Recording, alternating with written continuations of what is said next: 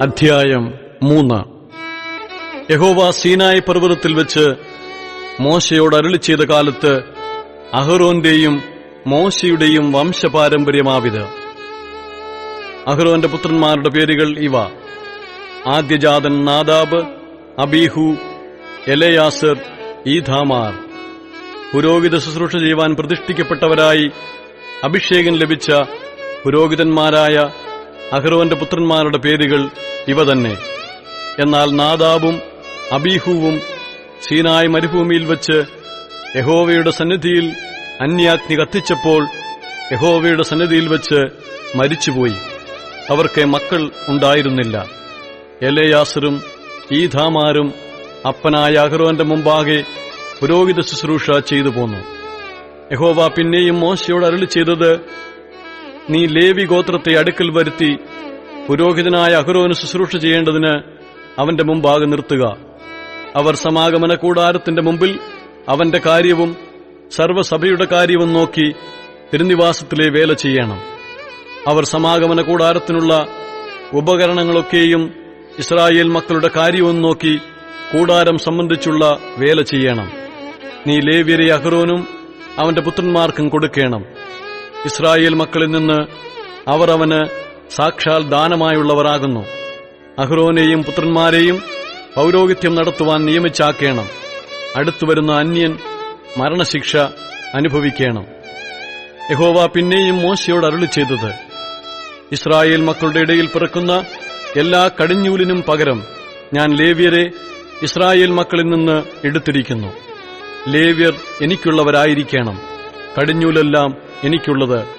ഞാൻ മിസ്രയീം ദേശത്ത് കടിഞ്ഞൂലിനെയൊക്കെയും കൊന്ന നാളിൽ ഇസ്രായേലിൽ മനുഷ്യന്റെയും മൃഗത്തിന്റെയും കടിഞ്ഞൂലിനെയെല്ലാം എനിക്കായിട്ട് ശുദ്ധീകരിച്ചു. അതെനിക്കുള്ളതായിരിക്കണം. ഞാൻ യഹോവയാകുന്നു.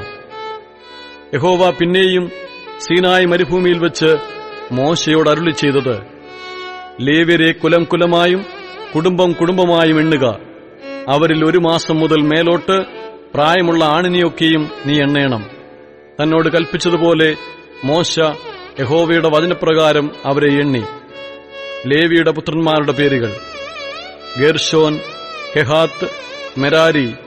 കുടുംബം കുടുംബമായി ഗേർശോന്റെ പുത്രന്മാരുടെ പേരുകൾ: ലിബ്നി, ശിമെയി. കുടുംബം കുടുംബമായി കെഹാത്തിന്റെ പുത്രന്മാർ: അമ്രാം, ഇസ്ഹാർ, ഹെബ്രോൻ, ഉസിയേൽ. കുടുംബം കുടുംബമായി മെരാരിയുടെ പുത്രന്മാർ: മഗ്ലി, മൂശി. ഇവർ തന്നെ കുലം കുലമായി ലേവിയുടെ കുടുംബങ്ങൾ. ഗേർശോനിൽ നിന്ന് ലിബ്നിയരുടെ കുടുംബവും ശിമ്യരുടെ കുടുംബവും ഉത്ഭവിച്ചു. ഇവ ഗേർശോന്യ കുടുംബങ്ങൾ. അവരിൽ 1 മാസം മുതൽ മേലോട്ട് പ്രായമുള്ള ആണുങ്ങളുടെ സംഖ്യയിൽ എണ്ണപ്പെട്ടവരുടെ ആകത്തുക 7500. ഗേർശോന്യ കുടുംബങ്ങൾ തിരുനിവാസത്തിന്റെ പുറകിൽ പടിഞ്ഞാറേ ഭാഗത്ത് പാളയമിറങ്ങേണം. ഗേർശോന്യരുടെ പിതൃഭവനത്തിന് ലായേലിന്റെ മകൻ ഏലിയാസാഫ് പ്രഭുവായിരിക്കണം.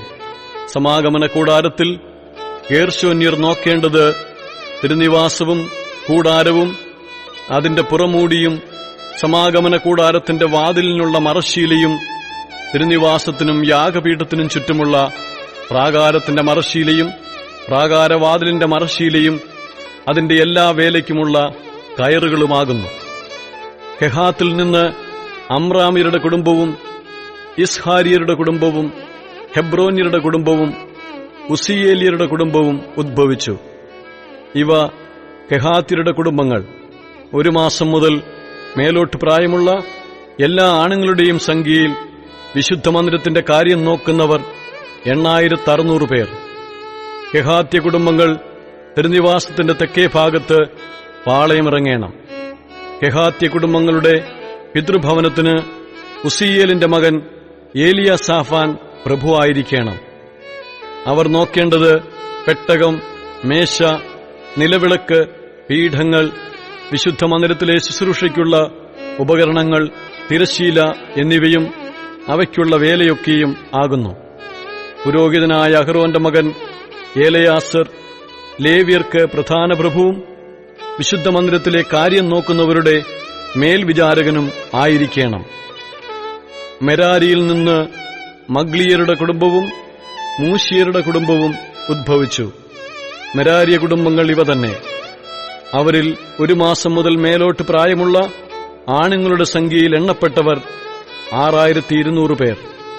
മെരാരിയ കുടുംബങ്ങളുടെ പിതൃഭവനത്തിന് അബീഹൈലിന്റെ മകൻ സൂരിയേൽ പ്രഭുവായിരിക്കണം. ഇവർ തിരുനിവാസത്തിന്റെ വടക്കേ ഭാഗത്ത് പാളയമിറങ്ങേണം. മെരാരിയർ നോക്കുവാൻ നിയമിച്ചിട്ടുള്ളത് തിരുനിവാസത്തിന്റെ പലക, അന്താഴം, തൂൺ, ചുവട്, അതിന്റെ ഉപകരണങ്ങളൊക്കെയും അതു സംബന്ധിച്ചുള്ള എല്ലാ വേലയും, പ്രാകാരത്തിന്റെ ചുറ്റുമുള്ള തൂൺ, അവയുടെ ചുവട്, കുറ്റി, കയറ് എന്നിവ.